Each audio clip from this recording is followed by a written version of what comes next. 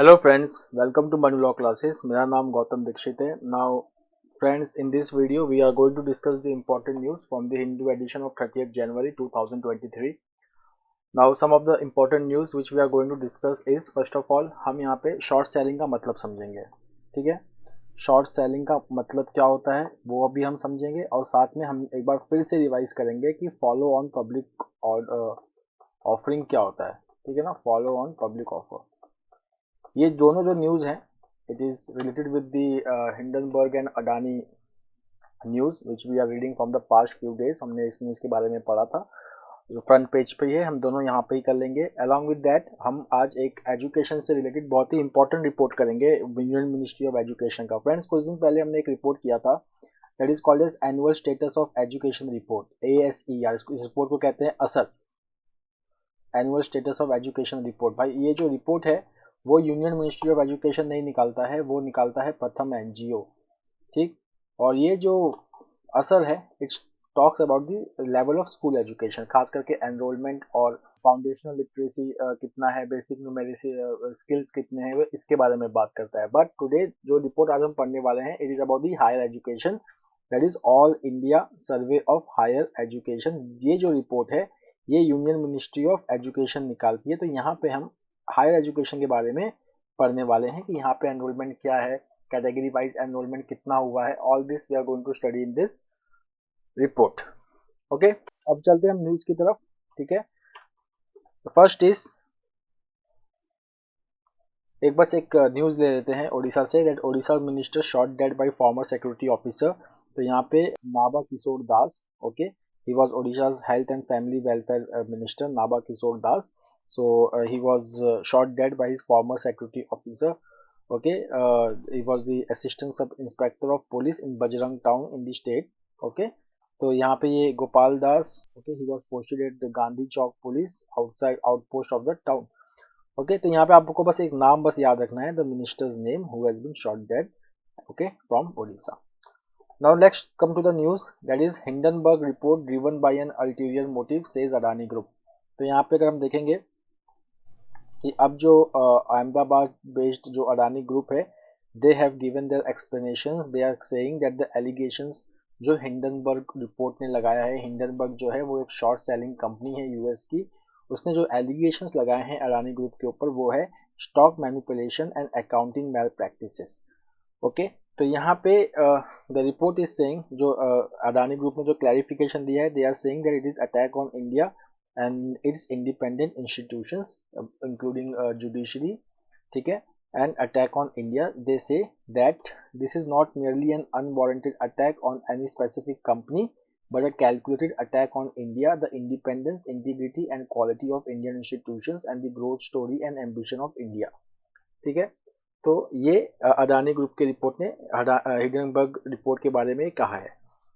Okay, ये जो Hindenburg है जैसा कि मैंने बताया, इन्होंने जनवरी 26 को स्टेटमेंट रिलीज किया था. They accused Adani group of stock manipulation and accounting mail practices.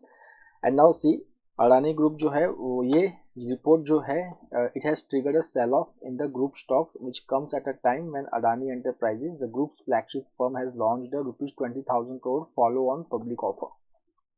ठीक है, तो ये बहुत ही क्रिटिकल टाइम पे ये रिपोर्ट पब्लिश भी हुआ है जब अडानी ग्रुप खुद 20,000 करोड़ की फॉलो ऑन पब्लिक ऑफर करने जा रही है. ठीक है, तो यहाँ से जो दो टेक्निकल चीज़ें हैं ये हमें देखना होगा समझने के लिए. तो एक तो है शॉर्ट सेलिंग. तो ये शॉर्ट सेलिंग क्या होता है? तो फ्रेंड्स, शॉर्ट सेलिंग का मतलब अ ग्रुप ऑफ कंपनी और a individual they buy the stock. ठीक है ना, sorry, they borrow the stock, they don't buy, they borrow the stock. वो स्टॉक जो है वो बोरो कर देंगे. See, I am using the term borrow, it means they don't own the stock. वो स्टॉक को बोरो करेंगे, उसके बाद उसको ओपन मार्केट में बेच देंगे. ठीक है, उसको ओपन मार्केट में सेल कर देंगे. ठीक है, सेल करने के बाद they will by this stock again when the value of the stock is down. ठीक है ना, तो जब स्टॉक की वैल्यू कम होगी तो वो इसको वापस से खरीद लेंगे. So they are borrowing the stock from the market, selling it in the open market and then buying it on future date when the value of the stock is low. That is called as short selling. ठीक है, उसके बाद the second is follow on public offer. तो follow on public offer क्या होता है? तो देखिए, जब कोई भी कंपनी पहली बार अपने शेयर्स को बेचती है पब्लिक के बीच में, ठीक है, इसको कहते हैं इनिशियल पब्लिक ऑफरिंग। पहली बार अपने शेयर को पब्लिक में बेचना, that is called as initial public offering. उसके बाद अगर एक बार कंपनी लिस्टेड हो गई, उसके शेयर्स लिस्टेड हो गए, उसके बाद जब अगर कंपनी फिर से शेयर्स बेचना चाहती है to raise money for expansion और for future investment for whatever purpose, तो उसको जो हम है वो इनिशियल पब्लिक ऑफरिंग नहीं कहते, क्योंकि इनिशियल पब्लिक ऑफरिंग जो है वो तो लिस्टिंग के पहले हो गई है, ठीक है, उसके शेयर्स लिस्टेड है। उसके बाद जब फिर से कंपनी के शेयर को डाइल्यूट करना चाहती है, या जो बोर्ड ऑफ डायरेक्टर्स हैं या जो फाउंडर्स हैं वो अपने शेयर को, अपने कुछ शेयर्स को बेचना चाहते हैं to generate investment for their future expansion, so that is called as follow on public offer, ठीक है। तो यहाँ पे जो अडानी ग्रुप है, it is not going for IPO, it is going for follow on public offer. The next is news from sports. So India under 19 women's cricket team has lifted its maiden ICC trophy by registering a 7-wicket win over England in the final of T20 World Cup in South Africa. So this is very important. So in under 19 women's cricket team, पहले तो आप ये समझिएगा, it is not women's cricket team, the normal women's cricket team, it is under 19, ठीक है ना, मतलब adult women team नहीं है, under 19 है, ठीक। and they have lifted their maiden ICC trophy, पहली बार उन्होंने ICC trophy लिफ्ट किया है by winning the T20 World Cup by defeating which country? That is England. The next is student enrollments in higher studies rose by 7.5% in 2020-21. तो अगर हम यहाँ पे देखें तो union education ministry has released the data from the All India Survey on Higher Education which showed 7.5% increase in student enrollment across the country from 2019-20, ठीक है ना। तो अगर आप देखेंगे जो टोटल एनरोलमेंट है वो कितना इंक्रीज हुआ है, 7.5%। देन दे आर सेइंग कि कोविड-19 पीरियड जो था 2020-21, so there is 7% rise in enrollment in distance education program. Then the data also says that 2 lakh more scheduled caste students, about 3 lakh more scheduled tribe students and 6 lakh more other backward classes students are getting enrolled for higher education in 2020-21. The next highlight of this report is there is a notable increase in OBC student enrollment since 2014-15 around 36 lakh, ठीक।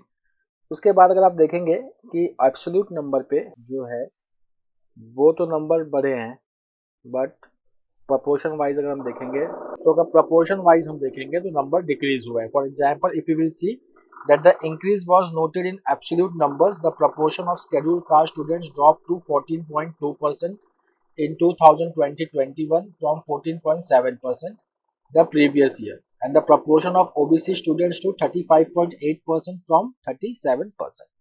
उसके बाद Muslim students के भी enrolment में drop हुआ है proportion wise, it is 4.6% from 5.5%, and other minority students it is drop to 2% from 2.3%. Then there is also a drop in the persons with disabilities categories, okay, that is 79,035 from previous 92,831.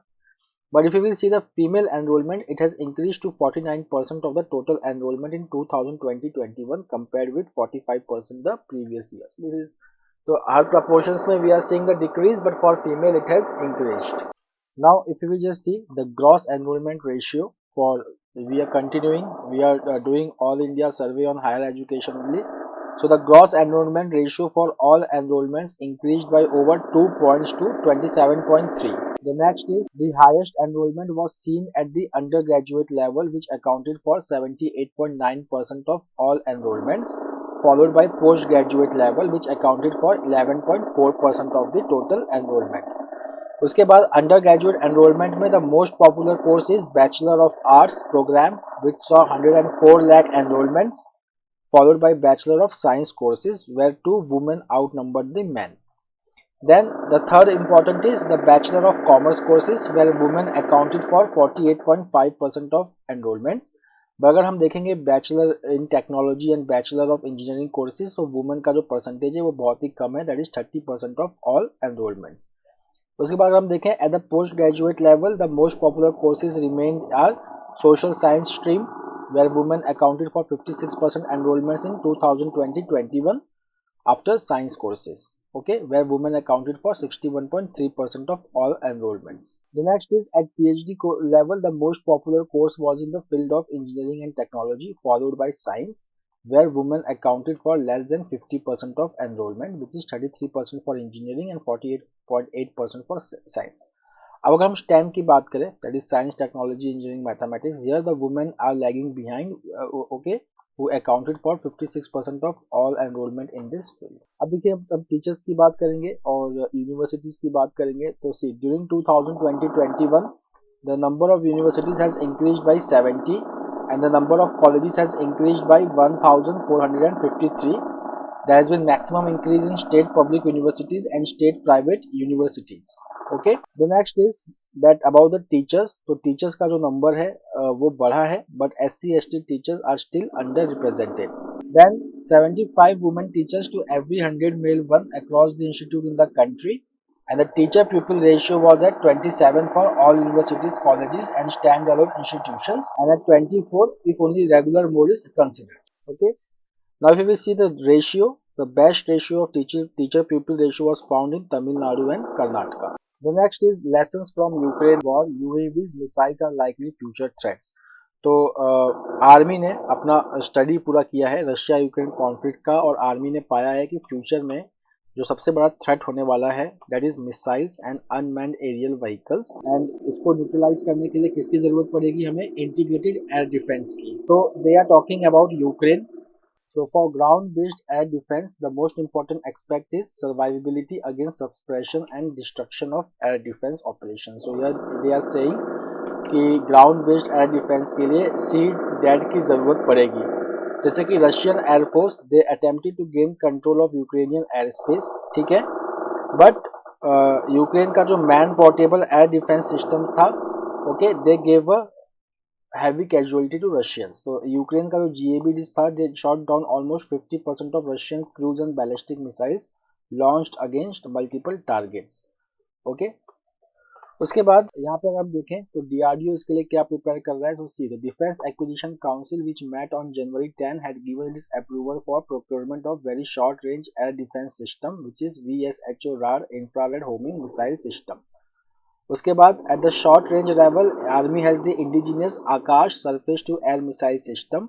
Then a quick reaction SAM is under development by DRDO with a range of 25 to 30 kilometre. Next the medium range surface to air missile project jointly developed by DRDO with Israel has now entered production. Now one liners. तो देखिए पहला one liners from foreign page. Russian polar research vessel docks in Cape Town amid protest. So a Russian polar research vessel docked in South Africa's Cape Town at the weekend as climate protesters raised fears it could be used to help Moscow explore for minerals in protected Antarctica. और इस ship का नाम क्या है? Okay, Akademic Alexander Korpinski Icebreaker. Okay, it is on its way to Antarctic as part of scientific expedition. The next is Maldives President Ibrahim Mohammed Solih won a party primary election and will run for second term in September election. Okay, so earlier Mr. Solih he defeated Mohammad Nasheed, who is the speaker and a former president in the Maldivian Democratic Party primary. The next is Sunak sacks Conservative Party chairman Zahawi over tax affairs. So we will see that British Prime Minister Rishi Sunak has fired the Conservative Party chair Nadim Zawai. तो यहाँ पे नाम बस याद रख लेना, Conservative Party chair Nadim Zahawi from the government on Sunday after an investigation found he had been insufficiently open about a tax probe that he settled while he was a finance minister. The next is Israel takes step to punish the families of terrorists. तो यहाँ पे अगर आप देखेंगे that Israeli forces on Sunday prepared to demolish the family home of a Palestinian man who killed 7 persons near a synagogue as a part of measures to punish the relative of attackers. तो security cabinet इन्होंने agree किया है for slew of steps, okay, including rescinding the क्या क्या steps वो ले सकते हैं दैट एक तो टेररिस्ट के जो रिलेटिव्स हैं या अटैकर्स के जो रिलेटिव्स हैं उनको पनिश कर सकते हैं, उनका right to social security benefits जो है ओके फैमिलीज ऑफ टेररिस्ट का उसको वो वापस ले सकते हैं. Now friends let's come to the Indus water treaty. So we will see that recently India has sent a notice to Pakistan to renegotiate for the modification of 63-year-old Indus Water Treaty. तो अगर आप देखेंगे partition के बाद 1951 में जब India और world bank दोनों ने वर्ल्ड बैंक के लिए को अप्लाई किया for loans for building irrigation projects in the Indus river basin, तो the World Bank offer to mediate the conflict. Finally 1960 में जो है वो ट्रीटी जो है ये एग्जिस्टेंस में आया, which was signed by former Prime Minister Jawaharlal Nehru and President of Pakistan Ayub Khan. The mediator of this treaty was Vice President of World Bank W.A.B. Ilif. इसके की प्रोविजंस क्या हैं? Total 6 reverse को 3 part में divide किया जाता है, western and eastern. Western जो रिवर्स है it includes Indus, Chenab and Jhelum, where Pakistan has unrestricted use and India has some non-consumptive agricultural and domestic use rights. उसके बाद जो ईस्टर्न रिवर्स हैं रवि, ब्यास एंड सतलज, वहाँ पे इंडिया का अनरिस्ट्रिक्टेड यूज का राइट है।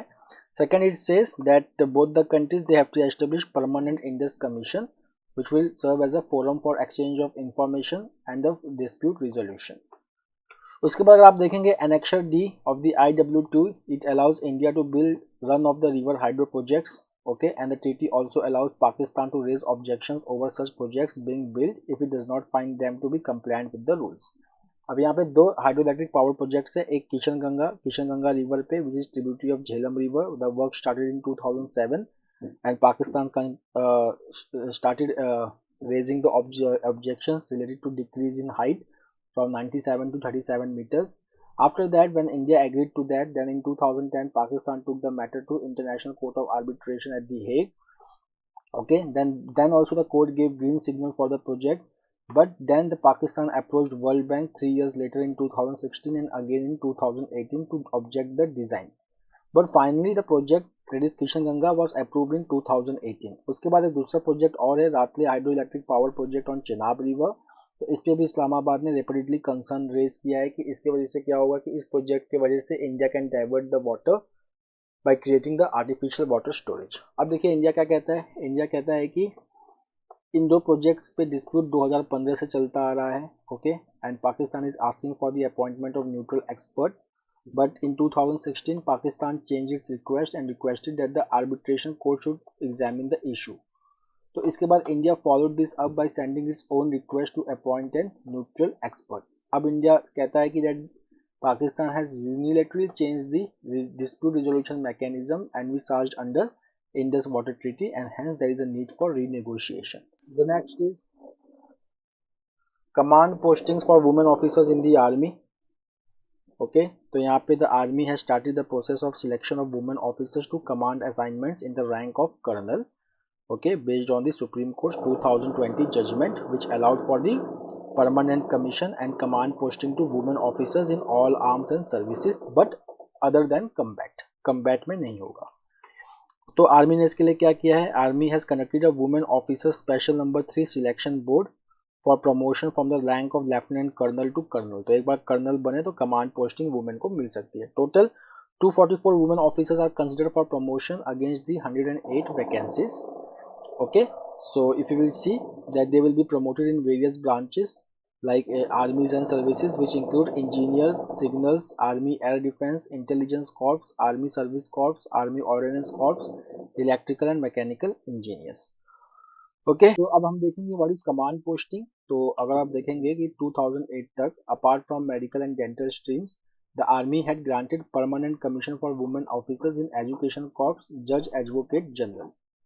Okay, and here in these 2 corps they go to the rank of colonel, but these are largely administrative appointments unlike the regular arms and services where colonels command officers and men and lead them from the front. तो यहाँ पे क्या होता है कि जो commanding position होता है वो बहुत ही कोवर्टेड पोजीशन होता है आर्मी का. ओके, इसकी सिग्निफिकेंस बहुत ज़्यादा बढ़ जाती है. बट यहाँ पे जो पहले था जब वुमेन को परमानेंट कमीशन नहीं मिलता था इन कॉप्स को छोड़ के, तो they were recruited in the short service, that is they have to leave after 14 years. Okay, और इनको पेंशंस के लिए भी एलिजिबल नहीं होते थे because for pensions they need to serve for 20 years. फिर उसके बाद judgement in Babita Puniya case, the Supreme Court directed that women officers in the army be granted permanent commission as well as command postings. Okay, उसके बाद supreme court ने एक और case में lieutenant colonel Nitisha versus union of India में army selective evaluation process जो था, okay, it said it is discriminating against the women, okay, and it needs to be rectified. Now All the women who are granted permanent commission, they are undergoing special training courses and assignment to empower them for higher leadership roles.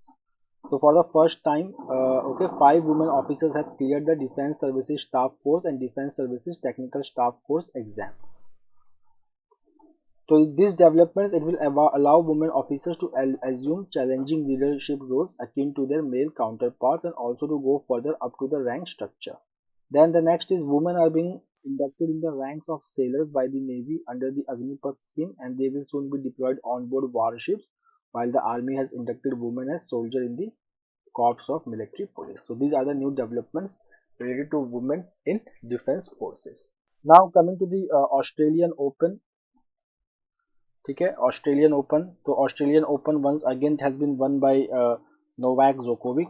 ठीक है, he has defeated Stefanos Tsitsipas of Greece and now he has total 22 Grand Slam trophy. Okay, तो 22 जो है highest. Now this number of trophies is held by 2 persons. One is Novak Djokovic and the next is Rafael Nadal. तो men's singles में सबसे highest trophies 2 लोगों के पास है अभी तक मेंस सिंगल्स में. एक तो राफेल नडाल, दूसरा Novak Djokovic. Fine.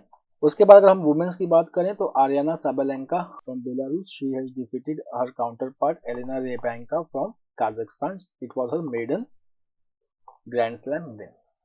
Okay, next coming to NREGA, prioritise the worker and her dues. तो NREGA, that is called as Mahatma Gandhi national rural employment guarantee scheme, which aims to provide 100 days of work. Okay, unskilled work, 100 days of unskilled work. Okay, तो यहाँ पे इनके जो problems हैं उसके बारे में डिस्कशन हुआ है. एक तो यहाँ पे जो प्रॉब्लम है वो है वेज डिलेज को लेके.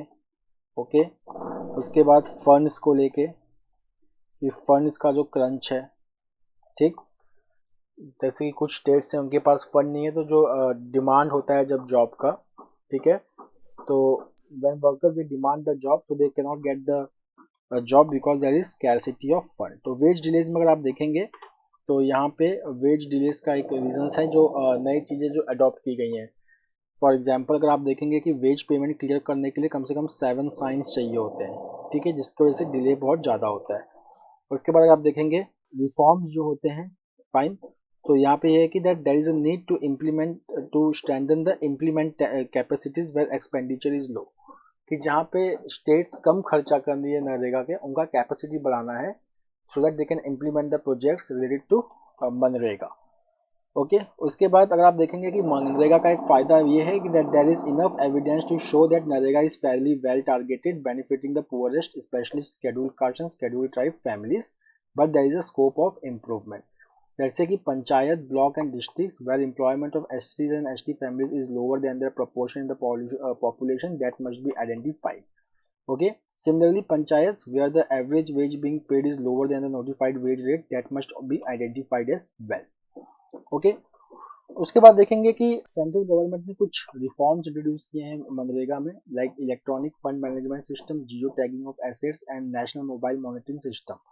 So Muzaffarpur district बिहार में 3000 women MNREGA workers they started protest against the NMMS application because the app has failed to capture their attendance, and then because of this they have been denied their wages. So यहाँ पे ये है कि now this types of reforms, okay, which is leading to wage delays, that must be rectified. क्योंकि अगर wage delays नहीं होगा, जैसा सुप्रीम कोर्ट ने कहा है कि then wage delay means that it is a forced labor. तो एक ये प्रॉब्लम है. सेकेंड कि जो ट्रस्ट होता है गवर्नमेंट स्कीम पे, तो अगर वेज डिले होगा तो वो ट्रस्ट भी खत्म हो जाएगा. और फिर जो मनरेगा का पूरा इंटेंट है to boost the rural demand to act as a safety security net during hardships, okay, वो पूरा सिस्टम जो है इफेक्टिव नहीं होगा.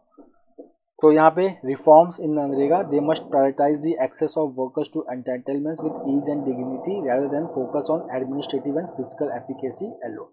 ठीक है. So friends, that's all for today. We will meet tomorrow again with a daily Hindu analysis. Till then, have a nice time. Take care. Thank you.